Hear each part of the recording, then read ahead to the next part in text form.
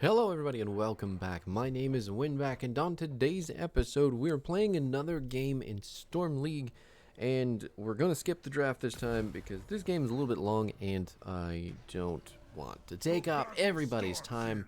But we're on Tomb of the Spider Queen today. We are playing Gazlowe, and I love him.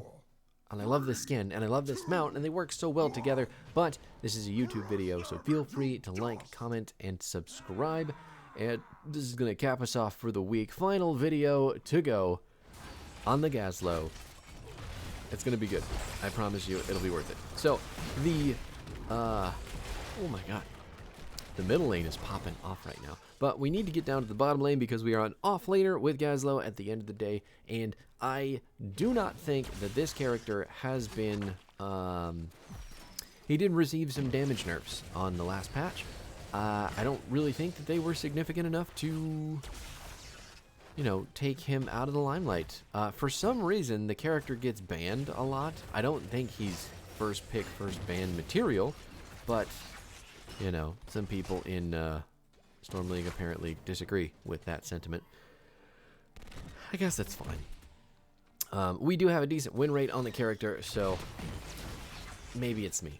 Probably not. It's probably the character and people's weird perceptions of things, but that's just fine. So the Gazlowe build that we're going with today is going to be pretty standard, and then we're going to pick up the Gravel Bomb at level 10 instead of... Goblin. Goblin isn't going to be a standard pick, period, but I do see a lot of people go for it. He tongued my turret, and that is a fantastic counter between Gazlowe and Dahaka. So, the two characters in the off lane, there's obviously some skill match there. There's a skill matchup between literally every off laner that exists, but figuring out what and how those work together is part of your job as an offlaner. So if you're gonna main this role as the soaker, as the offlane, as the solo lane, whoever you want to call it, it is very important that you realize what your matchup is doing, how to play it, and the best ways to work around it.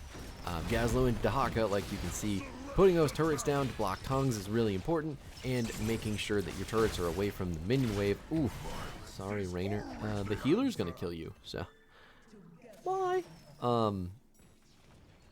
Keeping your turrets away from his Dark Swarm, keeping yourself away from bushes, doing as much healing as you can with your laser, and then just kind of looking for easy stuns on him to trade damage into, really going to sell you on the matchup. I don't think I need to tell you, but Gazlowe does push slowly, but he can push very, very hard. And then one of the other really cool things about Gazlowe is that he's extremely efficient at freezing the wave with his turrets. So if the enemy team gets their wave pushed up to your gate, all you have to do is drop a turret, it'll tank the minion aggro, and they will not do any damage to the towers. I don't think he has any idea that I'm down here, which is why I'm still doing this camp. I should have stopped quite a while ago when he came back to the lane, but he looks pretty blind to me. So we're just going to take the Giants, pick up some scrap, and get this bad boy going. We need to talk about the abilities because we haven't done any of that just yet. So our Q is called the Rocket Turret. And before we get that far with it, remember Gazlowe does not have mana. He uses scrap as his resource. So that is going to be the only ability that's going to use scrap as a resource is our Q, our Rocket Turret. It requires 4 scrap to make 1 turret. The turrets are going to deal 48 damage every time that they attack, and they're going to last for 15 seconds. When we create them, when we just instantly make them, they're going to start attacking heroes right away.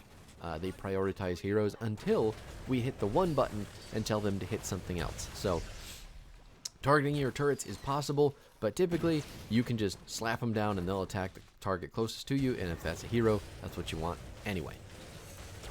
The W ability is our main form of sustain on the character. It's called the Death Laser. It is going to channel for 0.65 seconds and deal 237 damage to enemies in line. It's going to heal us for 25% of the damage dealt and increase that to 75% against heroes. So if you're hitting minion wave in a line, and you hit all of them, you're going to get a pretty significant chunk of healing back. It's really, really, really undervalued, I think, as a sustain tool, which is kind of scary because like you really never have to leave the lane with Gazlowe because there's no resources that you really need.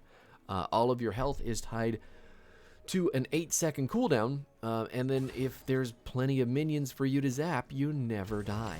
The character is so good at just living all the time. But it is also a good chunk of damage, so if you ever want to secure a kill and you can land it on your W, go for it. Just do your thing. Our E is probably the most important ability in Gazlowe's kit. It's called Explodium Charge. Bomb Toss is a level 20. But Explodium Charge is going to do exactly what you see there. It's going to throw down a charge on the ground, and then after 1.25 seconds, it's going to blow up. I didn't have a turret, did I? Bummer. It's going to blow up for 1 second. It's going to stun them for 1 second. But this used to take a really, really long time to go off, and it would stun for much longer. But since Gazlowe's rework, the ability is infinitely more easy to land, and people get hit by it much more often, which makes hitting the ability really important because having that stun on your kit, and it's only, 12-second cooldown, it's extremely good. Not only is it good for stunning heroes, it's very good for wave clear, it's very good for zone denial, it's really just good for everything. It makes people do dumb things, and if people stand in it, it's gonna hurt. It will hurt. Things suck for people who get hit by Explodium Charge. It's fucking amazing. Now our trait is called Reduce, Reuse, Recycle. Regenerates 1 scrap every 4 seconds. Destroyed rocket turrets are going to give us 1 scrap, which can be picked up. And the D button is activatable, so you can hit the D to kill a turret immediately and then pick up a scrap if you need it, which comes in handy quite a bit with some of the talents that we have for our turret as this game goes on. But we'll talk about those when we get there. Just remember that if you are sitting at 3 scrap and you need 1 more to get a turret back, all you have to do is kill an old turret, pick it up, and then get yourself exactly as much as you need. You're not going to catch him, thank God, but we did put the Explodium Charge down to zone just in case. Enemy team is walking all up on our side of the map, and Kel'Thuzad, who was just safe, decided to make himself not safe. And luckily we're going to pick up all of his gems and then jump immediately into the enemy team with them. Okay, I'm just going to go back to the lane because Dahaka's still pushing, and I don't think that there's really anything we should be doing in the middle lane. But what do I know? I'm just the offlaner. I'm just here to get experience. That's my whole job for the team. And then maybe do some fighting stuff later on in the game. Our build is going to start off with Rocket Boots. Rocket Boots is going to increase the cast range of Explodium Charge, which is really good, by 30%. And we're also going to increase the damage by 35%. Hitting an enemy hero is going to increase the movement speed of Gazlowe by 20% for 3 seconds. So hitting someone with our Explodium Charge, which, you know, isn't very difficult, is going to make us more mobile. That's going to let us get in there and punch a little bit because our auto attacks aren't little by any means. We do slap for a decent chunk of damage. 160, it's nothing to sneeze at. Couple that with all the turret damage that we can do, and you've got a decent chunk of damage that'll ramp up on someone pretty quick. So, not only that, but getting your move speed for... got him stunned, got him with the gravel bomb, and got him with the Explodium Charge. Nobody on my team ready to follow up with any damage, though. That's a little bit sad. Sylvanas and Greymane, Sylvanas and Muradin, wow, are going to get the Rainer. We're going to land another stun. We're going to try to keep walking forward to make sure that Muradin has some support, but really, everything's a little bit spooky when you have that little health, my tank buddy. So, peeling back now, getting the turn in finally, gotta make sure that Stukov stays away from Muradin, and it looks like he is just going to get destroyed. Didn't die to the combo, though. That's pretty interesting. Maybe he got himself a heal at the last second. chase him down. The frontline boys are here. Gonna make the Sylvanas miss her ult. I'm leading the target. I'm leading the target is standing still. Well, here we are. Okay, so our level 1 talent out of the way. We've got our Rocket Socket at level 4. This is the biggest ability at this tier to keep Gazlowe tanky on the front line. It's also going to give your turrets a bit more utility because the shield that you're going to get every time you put this ability down is pretty significant. Trying to pick up them gems. Looks like Murden's going to do it fantastically enough. This Murden player is just pure balls. Just all testicles. Does not give a single solitary fuck about what the enemy team is doing, and now he's got the solo turn-in all by himself. So fantastic job there. But the shield lasts 2.5 seconds, and 333 at level 13 is pretty fucking good. Not to mention, you can get, you know, since you have multiple uses of your Q you missed, you're going to get a decent chunk of shielding. I need to heal away. Hopefully he doesn't die with all of those. Dahaka's going to miss his tongue, so our gems are safe for the moment. We're just going to do a little bit of blasting to zone. Everything turning out okay. And Sylvanas is going to get a Rainer kill while taking down the mid fort. Fantastic. Enemy team tunneling way too hard on our gems and my poor little Gazlowe body. And there's another huge combo from the KT. We're going to yoink Johanna into an Explodium charge as well, and she is just going to eat hot lead. I'm guessing that's what the turrets shoot. It could just be something I've never heard of. It explodes. We'll call it damage. That's what. Tangent completed.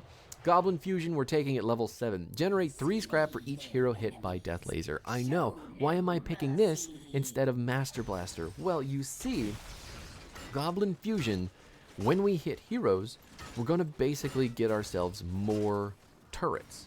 And when we have more turrets, we have more shielding. And when we have more shielding, we're going to live longer, we're going to hang out on that front line more often, we're going to get more Explodium charges. You can see where I'm going. Not only is our Death Laser really good at healing us, but now it's going to be really good at getting us some shields too when we run out of turret stuff, like we will inevitably do. What a fucking hook on that. He just barely missed the root though, that's unfortunate. Yeah. But anyway, I like Death Laser for that reason. So if we hit multiple heroes, we are going to get multiple turrets, lots of shields. We're going to be able to live very, very long. And that, in and of itself, is all the reason to pick this, I think. Master Blaster is also very good. She's gonna die, but she's resurrecting in 5 seconds. And then we're going to continue the siege as we take out a Johanna for literally nothing. That may have been a trade if she had Crystal Aegis, and I'm just sitting there like, why didn't she Crystal? Oh, it's because she's coming back to life. You gotta get away from the tongue. He tried to use the tongue on the Sylvanas instead of the wide open Ariel. I don't know what that man was thinking. Weird. Fucking weird. Now,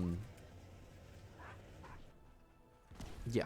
Gravel Bomb at 10, I think this is, I mean, it's pretty mandatory in Storm League games specifically because it is a lot of playmaking ability for your character, and sometimes your team just needs some serious setup. So if you can hit big Gravos, if you can land big stuns after those Gravos, and your team can collapse on the people who get, you know, yoinked, you have effectively created a very advantageous situation for your team.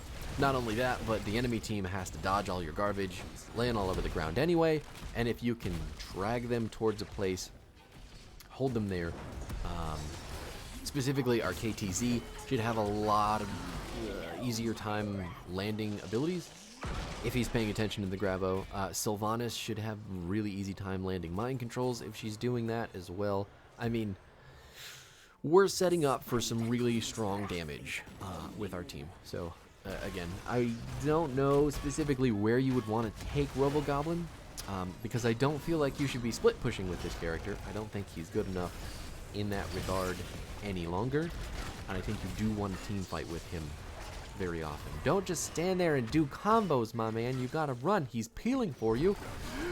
Got another stun on the Rainer. Dahaka's getting split from his team a little bit. There's another root.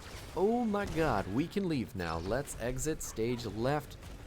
Or you can walk back towards the Dahaka. He's gonna miss another tongue. Thank god. Zolanis is still diligently clearing the lanes. Thank god for her. And the rest of us are just trying to save Private, whoever is walking to the right. It keeps switching up. Sometimes it's KT, sometimes it's Muradin, sometimes it's Ariel. I just want to leave, and I don't think that's going to happen. Muradin getting out of there with literally no health. What a god. Okay, well, that's a mind control. My team keeps baiting themselves into going in, and now I'm just like, okay, I'll do it too. It's like KT is dead. We have traded 1 for 1 now. After that entire ridiculous charade in the bottom lane, someone eventually died on both teams. So maybe now... Nope. Nope. We're going to keep doing it, aren't we? Because Junkrat's back. KT is resurrected. And now Junkrat's dead. So we have effectively traded nothing for 2 yet again, because a resurrect just blows the minds of people in these games. I have no idea why. No idea why. Our 13 talent is going to be superior schematics. Wow, that was tough to say for a second. Rocket turrets are going to attack up to 2 additional enemies for 60% damage and have 30% increased basic attack range. So the number of targets that you can hit with your turret are going to increase, which is going to increase your DPS on multiple people, and the range on the turrets is going to be significantly increased as well. So they're going to be able to hit more people, you're going to be able to hit more minions, you're going to be able to just do everything better with your turrets. This is, I think, oh no, we're all dead. This is where the game ends. Didn't even get to yank anybody back. I just get to look at my golden corpse. Not sure why these 2 were not on the boss. I don't know why it took so long to rotate, but, you know, here we are. Ariel, I believe, is resurrecting herself. No, she doesn't. She does have it available. It's off cooldown. Not super sure what's happening there. But it's 2 versus 2 right now. We have the objective in 20, so I guess this is pretty fine for what we're doing. And that can move us into our level 16 Talent Arc Reactor. Reduce the cooldown of Explodium Charge by 2 seconds, and casting Explodium Charge grants 3 miniature rocket turrets that last for 3 seconds. So that 3-second trio of turrets that we're going to launch every time that we use an Explodium Charge does a significant amount of damage. Not to mention, if there are turrets also down the regular kinds of turrets, we are going to have even more DPS. Okay, did he just get whipped into the KTZ spike? That was fantastic. What a shot. Is he still dead? He's going to get blasted by Junkrat stuff? Don't stand on that. Oh no, Muradin is going to pop Avatar at the last second and still die. Okay, could have been better. Tank definitely died. Ariel still getting her resurrect back. Does she have the... She does have the 20 talent, so that means she's going to get the cooldown back faster for the longer that the person who has been resurrected is alive. So, good stuff. We could potentially go save Muradin at some point, but KT's dead, so she's probably going to save him instead, and going to need the cooldown back on that again. But the Arc Reactor actually does a ridiculous amount of damage. So if someone gets stunned by this ability and they're caught in a place where the turrets are going to focus them, it is going to hurt like fuck. And all that being said, that's really all the cooldown is enough of a reason to take the thing. So you drop it from 12 seconds to 10 seconds, and you're getting a lot more damage on the ability. Couple that with our level 20 talent Bomb Toss, and you can see just how important it is going to be to have all of that cooldown reduction, because we're going to get 2 charges at level 20 of Explodium Charge, and we're going to launch more bombs when we shoot a bomb. So Bomb Toss, I think it's the most busted talent at the tier, but 3-second cooldown in between uses is a little bit of a bummer. At the same time, it's way better than 12 seconds.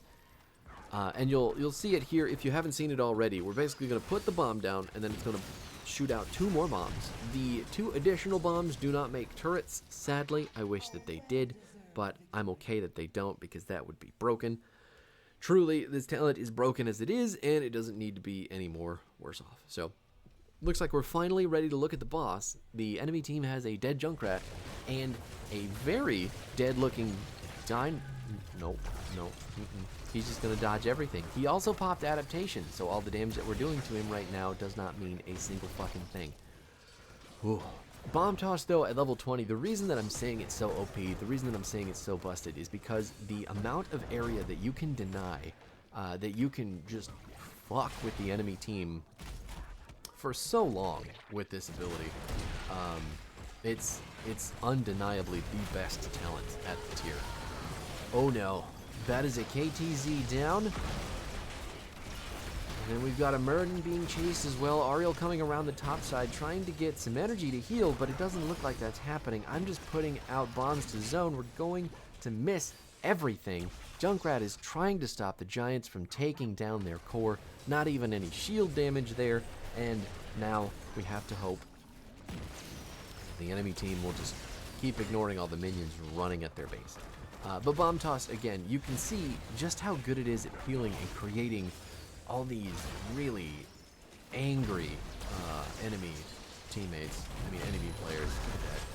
Huge gravel bomb. We're going to stun 2 people with the Explodium charge after that. We've got the mind control on the Junkrat, and then it looks like enemy team is just in full retreat. Trying to keep Dahaka off of my squishies, which is probably my tank's job, but he's off doing things with his testicles, and that is okay. I mean, balls out, buddy. I've got the back. Also, that being said, since we have Explodium Charge, we're incredibly good at peeling for the squishies in the backside, because if we're putting Explodium Charges down at our feet, we're getting extra Explodium Charges down near that. So if our team is just playing on top of those, they should essentially never be in danger. Ever. Okay, there's a mind control on the Rainer. Looks like Murden's coming around the top. I think he wants to jump over, but he couldn't because of the silence. And now he's trying to peel. Everybody's trying to peel. Dahaka dies before the adaptation can go off, and the avatar is out. So that stun on Stukov with the mind control, we're just going to punch that man to death, and we can go end the game. Really amazing shit there. And the resurrection bringing the KTZ back in time for the final push so we can close this shit out. Ugh. I know. It's just... Gazlowe is a brick wall. So difficult for the enemy team to push into. Got him. Oh, it feels so good. Hitting the Gravo. You can hit Gravo on a single person, and you can set up some serious single target damage with that ability. Nobody's ever expecting to get gravel bombed by themselves, so if you just rip that bitch and then put a stun right down on top of it, especially towards the later stages of the game, that is going to kill people. I swear to you. Get used to it. It's so good, man. It's just so good. Not to mention you're getting a spell power buff from Gravel Bomb, which I probably forgot to mention. But your basic abilities are going to deal 30% more damage for 5 seconds after you cast Gravel Bomb. So your laser is going to hurt more, your Explodium charge is going to hurt more, and since we're already buffing that by 35% damage for our 1 talent, we get 65% increased damage on our Explodium charge when we hit someone with a Gravel Bomb, or just use the Gravel Bomb, period. It's so fucking good, man. 19,000 XP soaked. Dahaka had 25,000, but his team was just so relentlessly feeding, there was really nothing that poor man could do to bring them back. God. Oh. Excuse. That is so many deaths on our KTZ. But I guess he did get resurrected for most of them, so. Good job, Ariel. I don't see that ult nearly enough, and I think that that type of situation is just speaking volumes for how good it is. The 20 upgrade, again, also really, really good, decreasing the cooldown as long as that target stays alive. I mean, whew, it's good. It's good stuff. This was a good team. Sylvanas crushing the damage numbers. Very close behind was I, and so is our KTZ. Muradin also pumping out shitloads of damage. It's good stuff. God damn. Anyway, the build again, in case you need it, we've got Rocket Boots, Rocket Socket, Goblin Fusion, Gravel Bomb 3000, Superior Schematics, we've got Arc Reactor, and then Bomb Toss. Bomb Toss is just chef's kiss. Pick that shit. It is so good. I promise you'll love it. That's going to be it for me for this week. Thank you so much for hanging out for Heroes of the Storm. I will be back next week with some different stuff, probably. Surely I will not lose every game from here until then, so. Anyway, see you then.